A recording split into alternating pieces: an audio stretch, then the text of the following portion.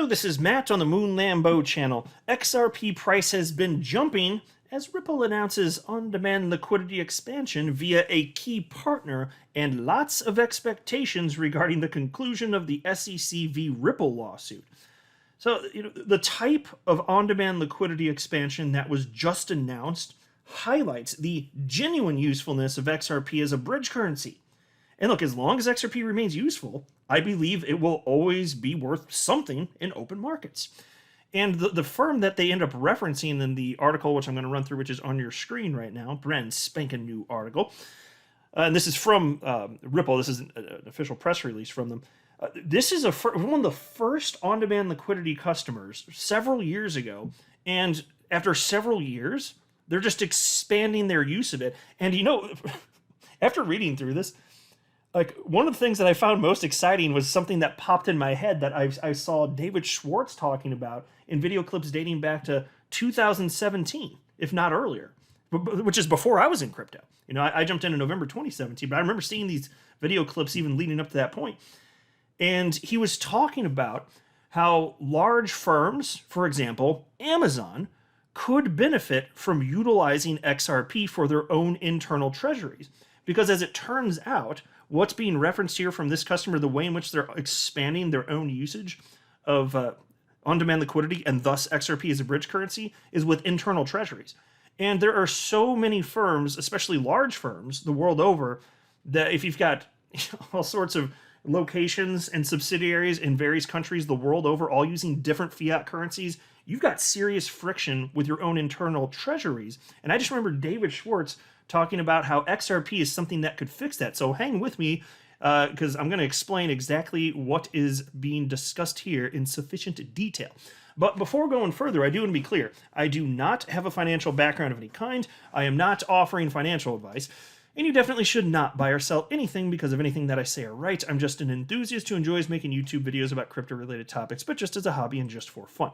Now, I just want to briefly mention something. I don't need to read this article, but it's from Watcher Guru. It's titled, Ripple XRP, Why the Price is Soaring Today. Well, look, part of what they're speculating on here actually does make sense, only in the sense that people are like irrational and do somewhat silly things with their investment strategy. And if enough people do that, and then secondary level of people who don't know what the hell's going on, they just see a bunch of other people doing a thing and then they'll copy for a completely unrelated reason, which is just, oh, the thing's happening, I'm going to do the thing too. Like, you see that all the time in investing in stocks and in the crypto asset class. So I did want to highlight here, although this is fantastic news for XRP and on-demand liquidity, the long-term viability of XRP, I'm not speculating specifically that this is a reason that the price is moving up. I'm just noting that it's occurring at the same time. And I do believe that in a mature market, stuff like this will sufficiently matter. Not that Ripple is going to one day just magically control the price of XRP. That's not what I'm saying. I'm saying it's part of a healthy XRP ecosystem, and there are many developers and many use cases for XRP unrelated to Ripple and what they're doing in positioning XRP as a bridge currency. That's all I wanted to mention on that. Other than that, though, let's go ahead and dive in, because this is awesome, and I think this is going to help you to understand why it's not just remittance firms that can use this. It's companies can use this internally. They can use XRP just for their own internal operations, and that's what this firm is doing here. And off the top of my head, they may not be the first, but I will say off the top of my head, it's the first that I can recall publicly stating that they're doing just that. So I remember I remember learning about that theory in late 2017 and reading more about it into early 2018 and thinking, that does sound like an interesting concept. What I'm telling you is this is the first time that I can recall. Maybe I read something and I just don't remember. It's possible. This is the first time I can recall ever reading about a company taking that exact approach that David Schwartz said half a decade ago would actually be valuable. It is happening, even if this is the only instance of it. It's when we're in the early days, so that's totally okay. But there is no other solution for this problem. Humans haven't devised that, and that's why this is such a big deal. So here's the press release from Ripple titled, iRemit. iRemit expands partnership with Ripple to further leverage on-demand liquidity for treasury management. Ripple, the leader in enterprise blockchain and crypto solutions, today announced that iRemit, the largest non-bank remittance service provider in the Philippines, will expand its use of Ripple's on-demand liquidity solution, or ODL for short, to improve its cross-border treasury flows. As a partner of Ripple since 2018, IREMET is an early adopter of on-demand liquidity and has been using the blockchain-enabled enterprise solution to clear cross-border payments in real time and cost-effectively into the Philippines. So pause to think about that too. Here's a firm that's been using it. When on-demand liquidity launched, it was back then called XRapid. There were people that were like, oh, what if this doesn't stick though? And it's a reasonable thing to ponder. It's like you don't technically know anything for sure. We only know so much, right? But, if there are firms from the earliest of days that are here several years later, it's because it's the best option they have for the type of problem that needs a solution. There's a reason that they're still doing it several years later. It's solving real problems for real people, real businesses. That represents value, which is different than price. And since that gives XRP value, which is separate from its price, it has an open market price. I just don't believe XRP goes away in a world where it has at least one use case. All it needs, any crypto though, it has one use case. It's adopted for one thing because it's genuinely useful for even just one group of people. That represents staying power. And unless and until that goes away, the crypto doesn't go away because it's valuable. People don't tend to throw away things that are valuable. Not typically, right? Anyway, piece continues. On-demand liquidity leverages XRP, the digital asset built for payments as a bridge between two fiat currencies, thus enabling instant and low-cost settlement without the need to hold pre-funded capital in a destination market.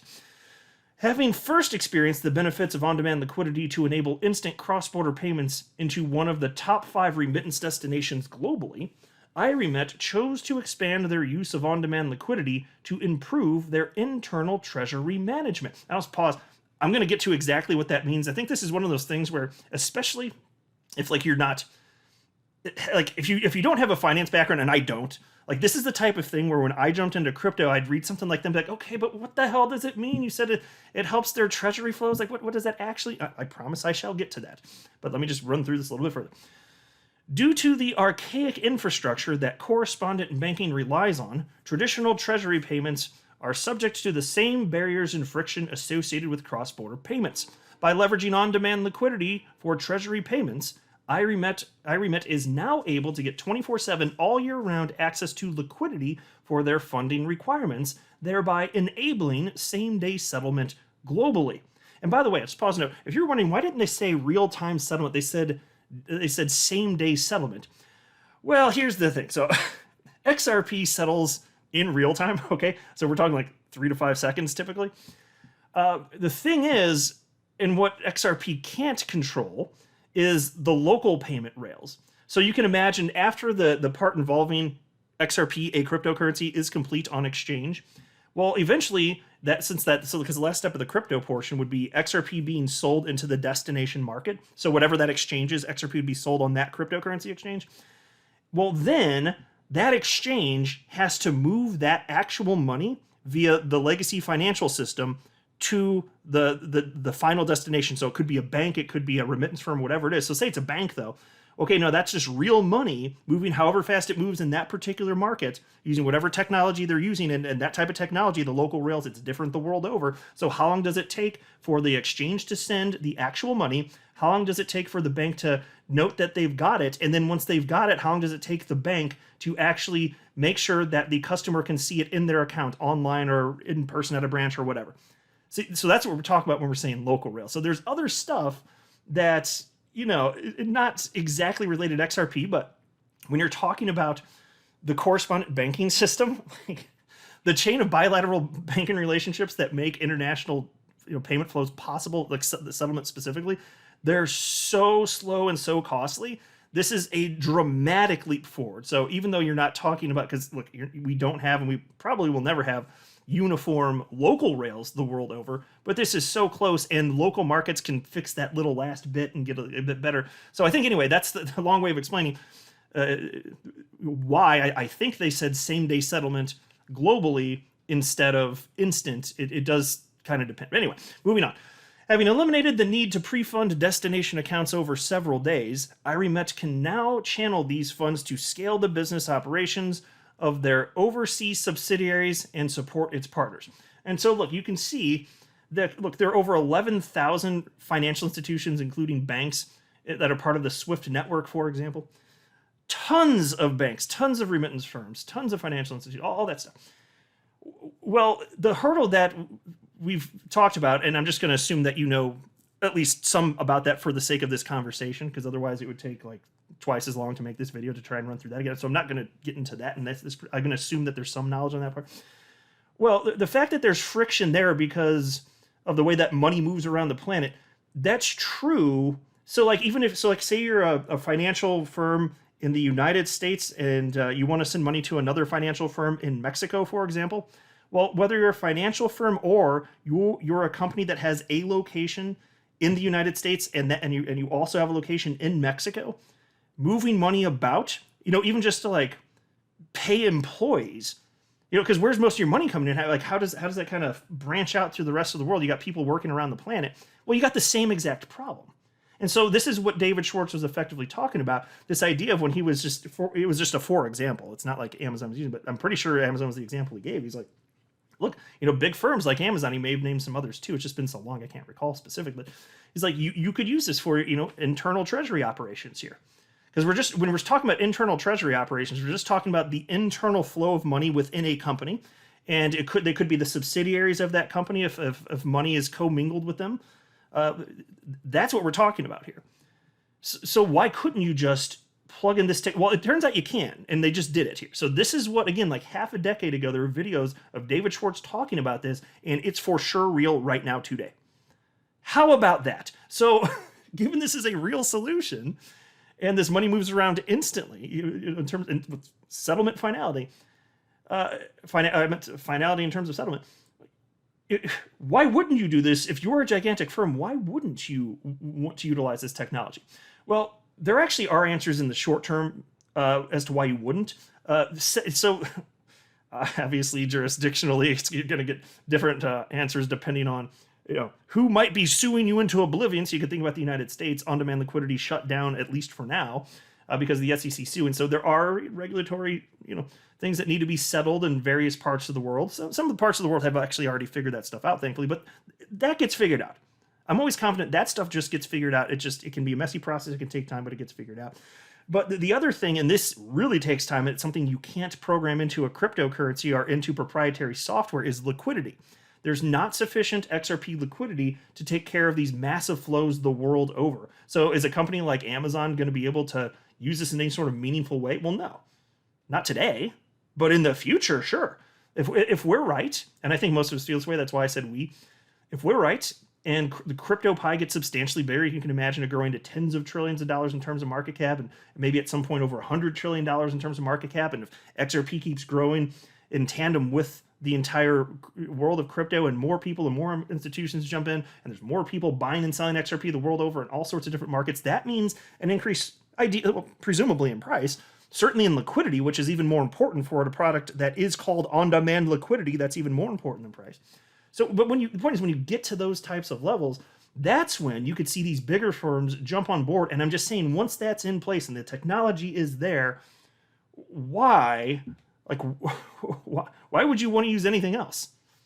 What do you think that it just XRP is going to stop being useful? I'm just saying. And you could say, well, is every firm on the planet going to want to do that and then have Ripple as the backbone of their company? Is that realistic? Well, I don't know. If you talk about Amazon, what about Amazon Web Services, which is the backbone of like everything that streams on the internet, including Netflix?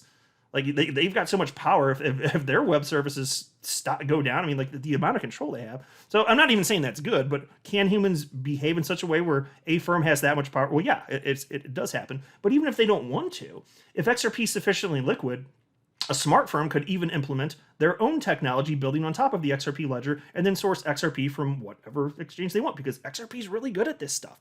So there's a lot of ways that this could actually unfold. A lot to think about there. Just some food for thought. Let me know what you think, but those are my initial thoughts.